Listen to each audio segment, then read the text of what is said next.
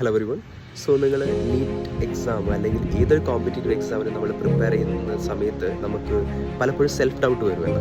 എനിക്കിത് പോസിബിളാണ്, എസ്പെഷ്യലി നമ്മുടെ മാർക്ക് കുറയുമ്പോൾ അല്ലെങ്കിൽ നമ്മൾ വിചാരിക്കാത്ത ലെവലിലൊക്കെ കാര്യങ്ങൾ പോകുമ്പോൾ കണ്ടൻറ്റൊന്നും പഠിച്ചെടുക്കാൻ കഴിയാത്ത സമയത്ത് നമുക്ക് തോന്നുന്നൊരു തോട്ടാണ് എനിക്കിത് കഴിയോ എന്നുള്ളൊരു സെൽഫ് ഡൗട്ട് വരും. ഈ സമയത്ത് നമ്മൾ സ്ട്രോങ് ആയിട്ട് ചിന്തിക്കേണ്ട ഒരു കാര്യം എന്ന് പറയുന്നത് വൈ വി സ്റ്റാർട്ടഡ് എന്നുള്ളതാണ്. ഇപ്പം നിങ്ങൾ ഫോർ എക്സാമ്പിൾ നീറ്റ് എന്ന് പറയുന്ന ഒരു എക്സാമിന് പ്രിപ്പയർ ചെയ്യുന്ന ഒരു ആസ്പിരൻ്റ് ആണെങ്കിൽ നിങ്ങൾക്കറിയാം എക്സാം എന്ന് പറയുന്നത് ഹൈലി കോമ്പറ്റേറ്റീവ് ആണ്.